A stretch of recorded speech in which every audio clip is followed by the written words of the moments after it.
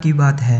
गौतम बुद्ध अपने शिष्यों के साथ एक गांव से दूर किसी बड़े नगर की तरफ जा रहे थे।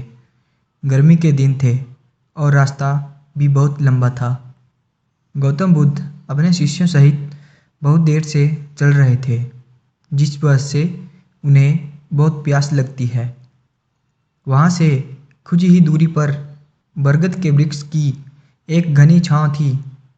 सभी लोग उस वृक्ष के पास पहुंच जाते हैं।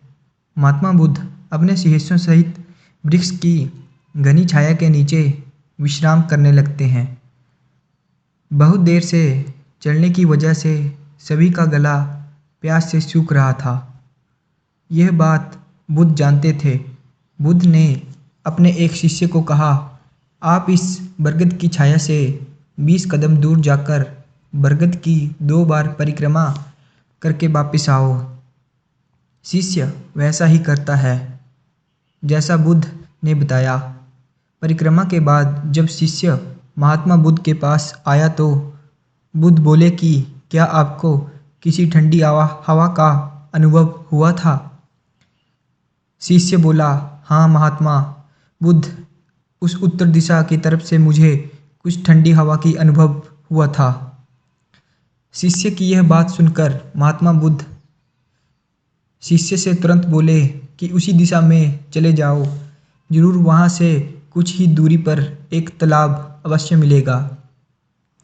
उस तालाब से सबके लिए पानी ले आओ। शिष्य उसी दिशा में जब कुछ दूर जाता है तो वहाँ सच में एक तालाब होता है।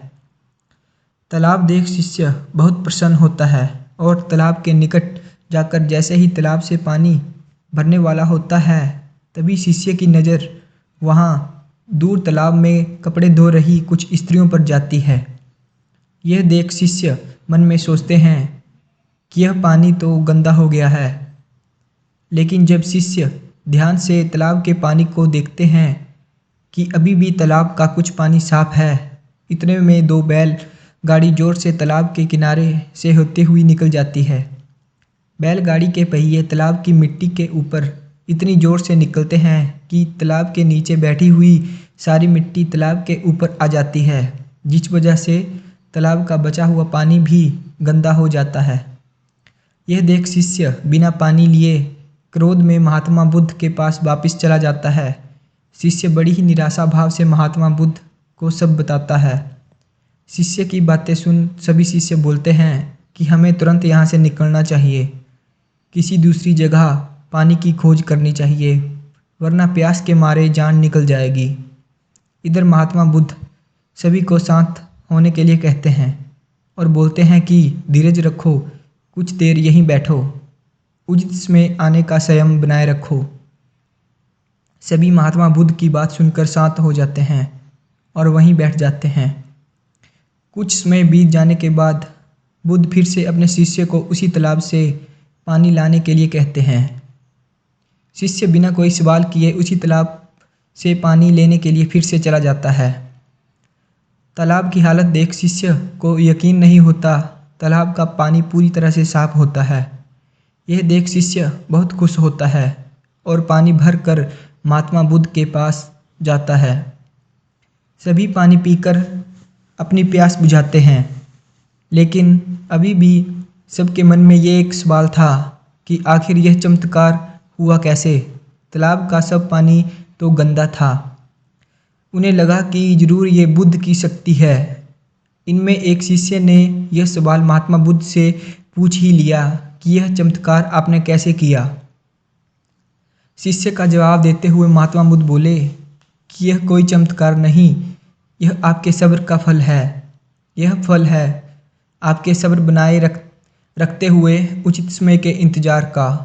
जितनी देर हम सब लोगों ने सब्र किया, उतनी देर तक तालाब के पानी के ऊपर तैर रहे सभी गंदे तत्व और मिट्टी तालाब के पानी के नीचे बैठ रहे थे।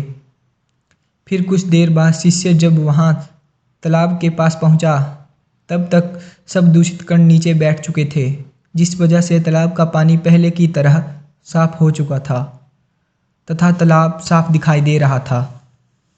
यदि उस समय आप लोगों ने सब्र न किया होता, धैर्य न रखा होता, तो आप सब इतनी गर्मी में पानी की खोज में प्यासे रहकर शायद अभी तक मृत्यु को प्राप्त हो गए होते, क्योंकि यहाँ से अगला कोई तालाब यहाँ नहीं होगा भी तो क्या उसका पानी साफ होगा? नहीं। इन सब कारणों से आप कभी प्यास ना बुझा पाते और प्यासे ही मर जाते। फिर इतना बोलने के बाद बुद्ध शिष्यों को एक सीख देते हुए कहते हैं कि जैसी स्थिति हम लोगों के समक्ष आज आई है, वैसी स्थिति और मुश्किल दौर जिंदगी के हर मोड़ पर आएंगे। तब उसमें भी आपको ऐसे ही संयम बनाए रखना होगा और अपने विवेक से काम लेते हुए ही आपको एक उचित फैसले के साथ सही नतीजे पर पहुंचना होगा। हर मुश्किल दौर में सब्र रखते हुए ऐसे ही शांत मन से ही कोई फैसला लेना चाहिए जिसका आपके और दूसरों के लिए अच्छा हो, क्योंकि ऐसी स्थितियों में लोग अक्सर गुस्से में आकर अपना सब्र खो देते हैं और गुस्से तथा जल्दबाजी में गलत काम और फैसले कर बैठते हैं, जिनका बुरा परिणाम आपको भविष्य में देखने को मिलता है, जिसमें खुद का नुकसान अधिक होता है।